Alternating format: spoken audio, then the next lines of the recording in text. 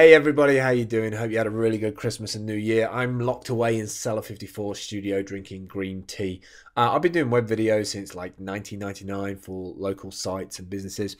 We're going to be focusing on online video and what are the obstacles that may be in your way to just getting started. So let's crack on. Hi guys, welcome back. I'm super excited to be getting back into doing advocacy and vlogging and video work. I've got a brand new computer, brand new microphone, brand new bits and pieces that make the whole process a lot easier. Episode 1 of this series for this month, we're going to be talking about business video and some of the problems that you might encounter, some of the obstacles that you might have an issue with as you start to do web video. So I'm going to cover 3 things today in episode 1. We're going to be looking at memory cards, SD memory cards. We're also going to be looking at USB sticks, mainly USB 3 because that's becoming the standard. And also we're going to be looking about storing things in the cloud. So the first thing I want to talk about with SD cards, do not take the ones that the shops give you. What they tend to do is they sell you a camera and then they say, oh, you want this memory, and they chuck you a bunch of memory, 16 gig or 32 gig. And a lot of the time they don't actually go into the details about the different classes of memory card. You can get different speeds of memory card and it does impact your workflow and your process. If you have class 4 cards, I've found that on the whole, when you're recording high definition video on a DSLR or a video camera that uses SD cards, it can drop frames and actually stop recording. If you're a one-person band like I sometimes am, and if you're doing a video blog and you have your camera facing towards you with your screen, if you can't see that the video recording stopped, you can be doing an interview for 10-15 minutes and lose half of it. Always buy class 10 SD cards. I've put some in the background at the side here. These you can get from anywhere from like Amazon, eBay, look around on the web. I go for SanDisk Make, and SanDisk seem a really good solid provider of cards. You get 45 meg cards, I think you can get 90 meg cards. I've got the 45 megasecond cards, class 10. I've got a 16, 32, 64 gig. I find them superior cards.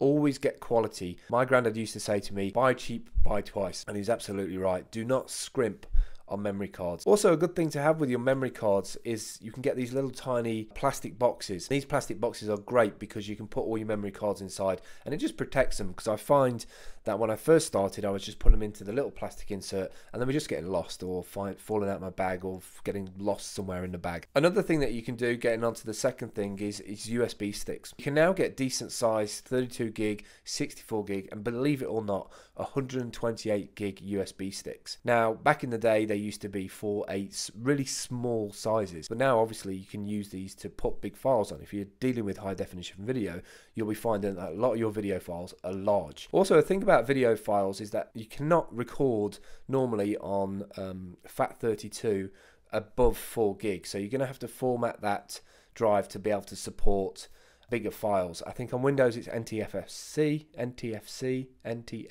and I think on Mac it's HFS, the file system on the Mac, which allows you to put bigger files over 4 gig. You're going to find that high definition files are very large. So the benefit of having 32 gig, 64 gig and even the 128 gig USB sticks is that you can transfer away a lot of the pictures and the videos from your SD cards to your USB sticks and save up all the space and put that back in your camera. And it's a really easy process. You can literally just chuck your reader, or your laptop might already have a reader on it, SD card reader, put your USB stick, drag and drop all the files from one to the other, and make sure that you erase the files from the SD card. Sometimes you see them in the recycle bin. It doesn't unclaim the space. That's something that always catches people out, so make sure that you clear down the recycle bin too. There is some other options on the market. One of them is a 500 gig hard drive, little enclosure that you put your SD card in and it copies all the content off onto the drive. There's also a terabyte version of that. These are pretty reasonably priced. In the UK they're around 100, 150 pounds. Put your card in, copies all the content off, back in your camera and off you go again. You can copy all your stuff throughout the day, throughout the week, however long you are on vacation. And then one of the things that I would do is stick it in an envelope and send it back home. That way you know you've got all the stuff safe. Make sure you also put special delivery on that and make sure you put fragile stickers and all that sort of stuff. It's also really good to send that stuff back to a remote editor.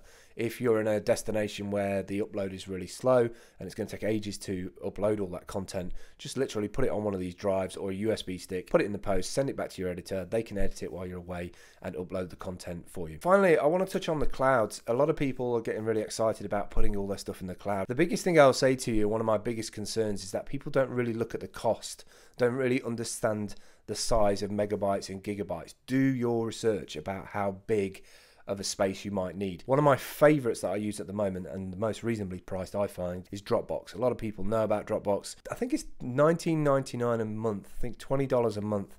You can get 100 gig of space, which is a huge amount of space if you're doing sort of video work. Especially if you're doing interviews, you could probably do about 8 or 9 high definition interviews and put that into your Dropbox. The wonderful thing about Dropbox is that you can share folders with inside your Dropbox of your videos. If you have a remote editor or you found somebody who can do all your editing, they can log into the Dropbox, grab the files, work on them remotely, upload them to your account while you're actually on the ground making content. So it's a really useful tool.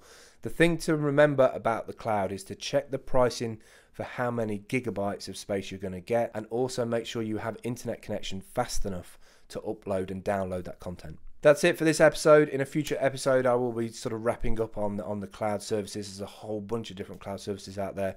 Do catch up with us in episode 2. Thanks for watching.